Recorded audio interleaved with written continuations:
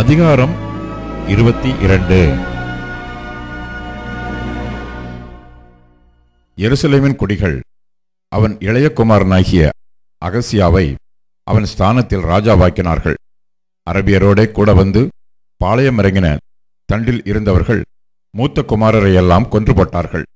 இவ்விதமாய் அகசியா என்னும் யூதாவின் ராஜாவாகிய யோராமின் குமாரன் அரசாண்டான். அகசியா ராஜாவாகிற போது 22 வயதாயிருந்து ஒரு வருஷம் எருசலேமில் அரசாண்டான். ஒம்ரியின் குமாரத்தியாகிய அவன் தாயின் பேர் அத்தாலியாள்.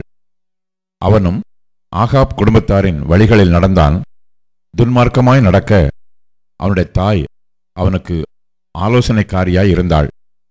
அவன் ஆகாபின் குடும்பத்தாரைப் போல் கர்த்தரின் பார்வைக்கு பொல்லாப்பானதைச் செய்தான். அவன் தகப்பன் சென்று போன பின்பு அவர்கள் அவனுக்கு கேடாக அவனுடைய ஆலோசனைக்காரராய் இருந்தார்கள். அவர்களுடைய ஆலோசனைக்கு உட்பட்டவனாய் அவன் இஸ்ரவேலின் ராஜாவாகிய யோராம் என்னும் ஆகாபின் குமாரனோட கூட கீலேயாத்திலுள்ள ராமோத்திற்கு சீரியாவின் ராஜாவாகிய ஆசகேலுக்கு விரோதமாக யுத்தம் பண்ண போனான். அங்கே சீரியர் யோராமை காயப்படுத்தினார்கள். அப்பொழுது தான் சீரியாவின் ராஜாவாகிய ஆசகேலோடு யுத்தம் பண்ணுகையில் தன்னை அவர்கள் ராமாவிலே வெட்டின காயங்களை இஸ்ரயேலிலே ஆற்றிக்கொள்ள அவன் திரும்பினான். அப்பொழுது ஆகாபின் குமாரனாகிய யோராம் வியாதியாயிருந்தபடியினால் யூதாவின் ராஜாவாகிய யோராமின் குமாரன் அகசியா இஸ்ரயேலில் இருக்கிற அவனை பார்க்கிறதற்கு போனான். அகசியா யோராமிடத்துக்கு வந்தது அவனுக்கு தேவனால் உண்டான கேடாக லபித்தது. எப்படி என்றால், அவன் வந்தபோது யோராமுடனே கூட கர்த்தர் ஆகாபின் குடும்பத்தாரை சங்கரிக்க அபிஷேகம் பண்ணுவித்த நிம்சியின் குமாரனாகிய யெகூவுக்கு நேராக வெளியே போனான். யெகூ ஆகாபின் குடும்பத்தாருக்கு ஆக்கினை நடப்பிக்கும் போது அவன் அகசியாவை சேவிக்கிற யூதாவின் பிரபுக்களையும் அகசியாவுடைய சகோதரரின் குமாரரையும் கண்டுபிடித்து கொன்று போட்டான்.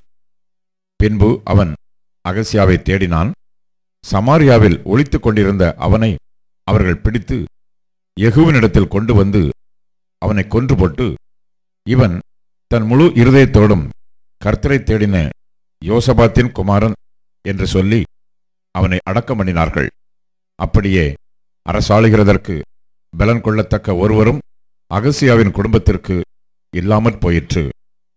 அகசியாவின் தாயாகிய அத்தாலியாள் தன் குமாரன் இறந்து போனதைக் கண்டபோது அவள் எழும்பி யூதா குடும்பத்திலுள்ள ராச வம்சமான யாவரையும் சங்காரம் பண்ணினாள்.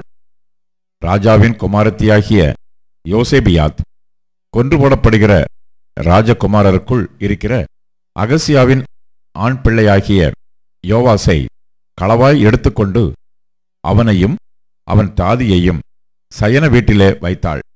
அப்படியே அத்தாலியாள் அவனை கொன்று போடாதபடிக்கு ராஜாவாகிய யோராமின் குமாரத்தையும் ஆசாரியனாகிய யோய்தாவின் பெண் ஜாதியுமாகிய யோசேபியாத் அவனை ஒழித்து வைத்தாள்.